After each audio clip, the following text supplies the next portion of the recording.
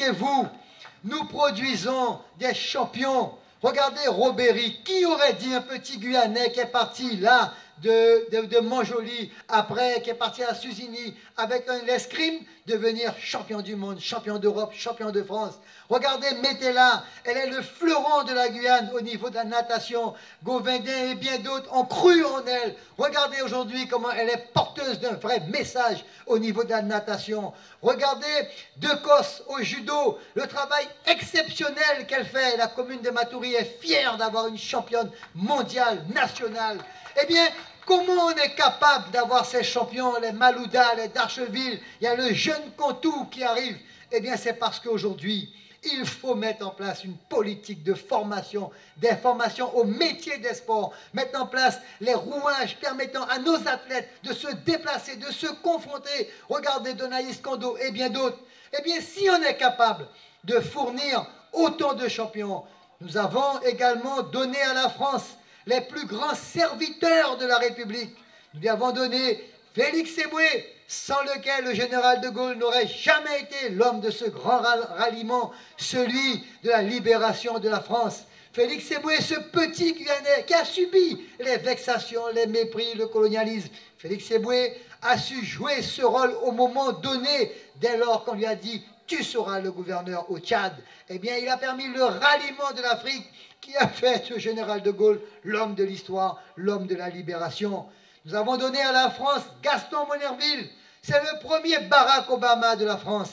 22 ans de président au Sénat. Et puis il y a encore bien d'autres.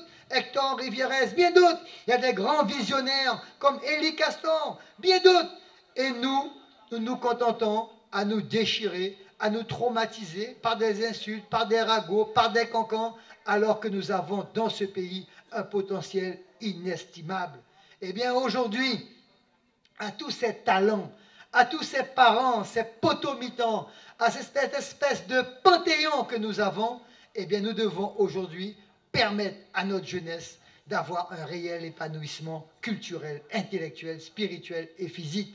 Eh bien c'est ce que ce conseil régional fera dans les 2 premières années.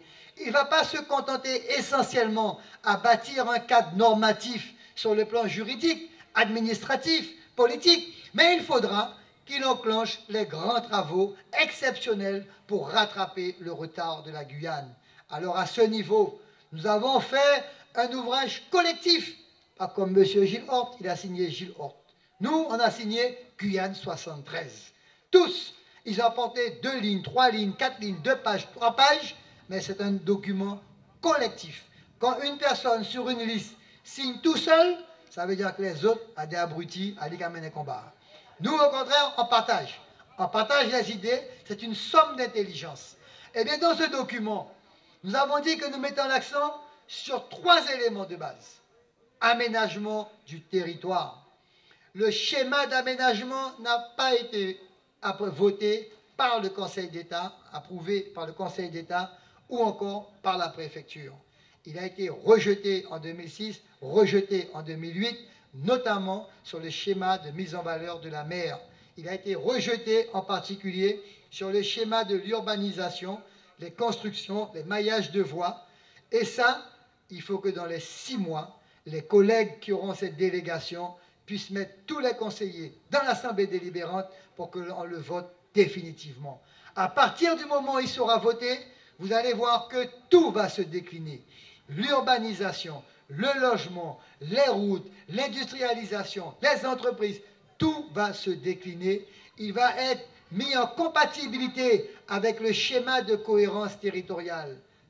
Je fais une parenthèse, comme je l'ai fait à RFO. Il a suffi que le pont de la rivière de Cayenne s'effondre pour qu'on s'aperçoive que depuis 4 ans, les conseillers intercommunaux avaient déjà voté pour la navette fluviale qui puisse relier le pont de la Liberté à Cayenne. Eh bien aujourd'hui, quand on veut, on peut.